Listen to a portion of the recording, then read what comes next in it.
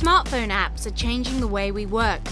With the push of a button, we can summon services to our exact location, whether that's taxis, plumbers, takeaways, or even masseurs. We think these apps are making the world more efficient, but what if they're not? What if what's really powering this gig economy is something much less sophisticated, like poor worker conditions? To find out, I decided to try it out myself. I'll tell you about my interview process and the contract designed to scare you off asserting your rights. The heart of the problem relates to the cost of service. We love the apps because they're convenient and cheap. Technology has something to do with that. But in reality, the jury's still out on whether this is true innovation or just a loss-leading model currently being subsidized by investors and workers. Many of the latter are having to work harder for less money and without the securities provided by traditional employment contracts, just because they're called contractors instead of employees or workers. This year has seen several protests by Uber and Deliveroo workers. They say it isn't possible to make a London living wage once all costs are accounted for. They're the ones taking all the risk, while the platforms are making a steady profit at their expense. Companies like Uber, Deliveroo and TaskRabbit counter the accusation, saying they're creating flexible, empowering jobs. They add contractors are free to walk away if the work doesn't suit them or if they're not earning enough. To understand some of the concerns of the drivers, I decided to apply for a job as a bike rider at Deliveroo. Hello, Isabella speaking. I did so using my real identity. After completing a quick online form, I was through to the telephone interview. That's right. I'm good, thank you. I was under the impression it's supposed to be quite flexible, right? I'm working full-time, but I'm looking for a supplementary income. It's a media job, so it just involves writing stuff on the internet. Just about the nature of the commitments, so it's a minimum of 2 evenings of 2 to 3 hours on the weekend, Friday to Sunday, and other than that, it's up to me when I can do the time and when I don't have to. At no point was I asked what contract type I wanted. The terms given were the hourly type, £7 per hour plus a £1 bonus per delivery. But it was stressed I could earn up to £12 per hour or more in surge periods. I was told initially that my shifts would be really flexible, but it turns out that's not the case. Instead, I'm doing 4 shifts a week, 6:30 to 9:30, Tuesday, Thursday, Saturday and Sunday. These I had to pre-commit to and I can't change them now that I've established them. And the ones on the weekend are utterly mandatory, so I have to do them no matter what, otherwise I don't get paid. My zone is London Bridge and that was my second choice, and at the weekend I'm doing Fulham, which was the only other option for me that was available. In the end, I delivered 5 orders over 2 separate shifts.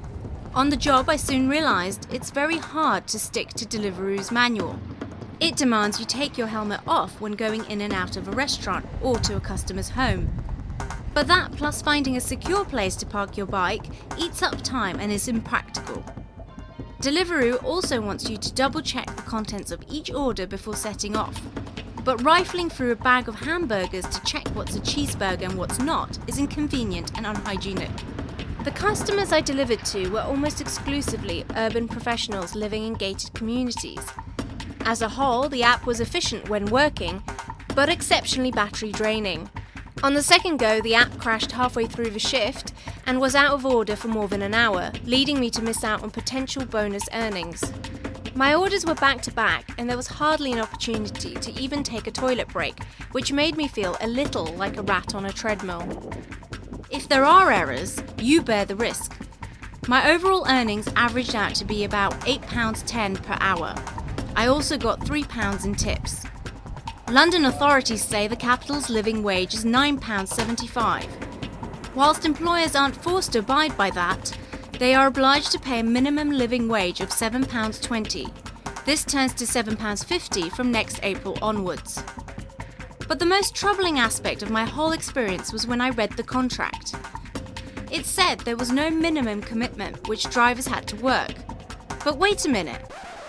So it's a minimum of 2 evenings of 2 to 3 hours on the weekend, Friday to Sunday. Over the phone and in person, Deliveroo had repeatedly told me I had to work mandatory shifts. So there was a contradiction between what I was hearing about flexibility and what was written on paper. Even within the contract, there seems to be a contradiction. So firstly, it says that you weren't obliged to do any minimum level of work. But then just down the page, it says that you were expected to be as flexible as possible to meet Deliveroo's needs. What really stands out for me about this contract is, well, there are two things. The first is the clause which says that Deliveroo riders can't bring a claim to an employment tribunal or any other court where they say that they are an employee or a worker. In other words, this says they can't assert their rights as workers or employees. And then the second clause, just underneath that, says that if they do go to court and they do claim that they are employees or workers, then they will pay Deliveroo's costs in relation to that legal action. These clauses are legally worthless. No tribunal will enforce them. So if they've had that advice and they have still chosen to include them, the only reason they can have chosen to do so is to scare their workforce from asserting their rights. So it's a form of intimidation, basically. Yeah, you could say that. Deliveroo declined to be interviewed, but they did give us a statement, including the following points. Riders are at the heart of Deliveroo and we are proud to offer them the flexible work they value. They choose when and where to work and for how long, allowing them to fit their work with us around other commitments such as studying or starting a small business. Indeed, over 10,000 people apply to ride with us each week, which shows that working with Deliveroo is popular and valued by riders right across the country. Riders with Deliveroo on average earn substantially more than the national living wage. The Financial Times journalist herself was paid significantly above the living wage, in spite of her completing fewer deliveries than the average of other riders working in the same area at the same time. But the Deliveroo workers I've spoken to insist there's never a guarantee there will be enough orders to achieve the minimum wage, especially after costs are accounted for. There are also parts of the country where Deliveroo advertises rates of £6 per hour plus £1 per drop. Are they creating jobs? Yeah, sure, they are creating some jobs, but it's the quality of the jobs that also really matters. And that's where this notion of empowerment comes in. So one of the things that we're told is that these workers can work when they want to, they're self-employed, they have lots of flexibility. But often what we see in practice is that, say for instance with Uber, those self-employed drivers don't set the price, Uber sets the price. In the gig economy, many companies are using a legal loophole regarding contractor status to turn workers into competing privateers who they control and dictate earnings to. It echoes the old system of feudalism. The workers battle it out to grab whatever work's available in a zero-sum game. But the app companies behave more like medieval robber barons. They are the house that always wins.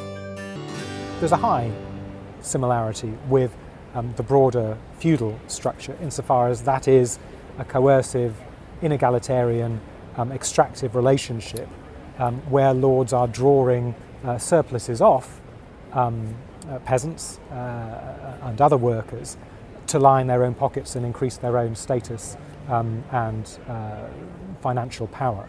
Lords have the power to vary their terms and conditions as they please. They can switch from taking money rent to cultivating the land themselves directly and saying you have to come and work on the land for so many days a week. Economist Guy Standing reckons companies are deliberately underpricing their service. Because they rely on venture capital, they don't have to go public, and therefore they can run at operating loss. And why are they running at operating loss? Because they're deliberately underpricing their service in order to drive out competition who can't compete at that price. Once they've done that, they can raise the prices and then have a monopolistic situation. Today, often within the app economy. It's the worker who has the means of production and has responsibility for the costs of maintenance and the insurance. But the app is pure rentier, a pure rentier. And this is a form of feudalism, but it's a very specific form. Standing argues instead that unrestricted digitalisation is cultivating the rise of a precariat class, a new social group which exists without the predictability or security enjoyed by the previous generation of workers. And since this digitalisation can't be reversed, he thinks the solution is a universal basic income. But the political will alone to drive it through would have to be extraordinary, and this would take time. They tried it in Switzerland, but the referendum failed. In October, British Prime Minister Theresa May announced the government would conduct a review into the rights at stake in the gig economy. Labour leader Jeremy Corbyn has even put digital platform worker rights into his party's manifesto. In medieval times, if and when freelancers did pop up in large numbers, they were often met by community disapproval. This forced them to regulate. But for today's gig economy workers, organisation is difficult. So we're not interested in talking on an individual basis. We're here to talk collective bargaining. That means people representing a wider group of people. They refuse to recognise that the people here are working as a collective bargaining unit, and they refuse to even say the word union.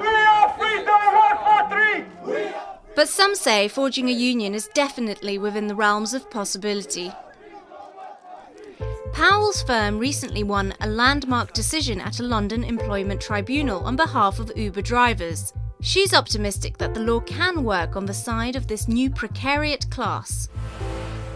The law itself is quite effective. It has this category of worker which recognises that some people might not be an employee, but they're certainly not in business on their own account. But if these rights are recognised, this could impact competition, as respective costs will have to be passed on to customers in other ways. What we're learning slowly but surely is that the gig economy works by putting living standards under pressure.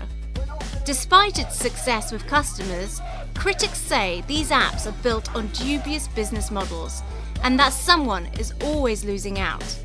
At the moment, it seems to be the workers. Until anything changes, there's no escaping that what these apps are really doing is popularising the return of an upstairs-downstairs society. Workers, instead of saying "you rang, my lord," just end up saying "you hailed, my lord."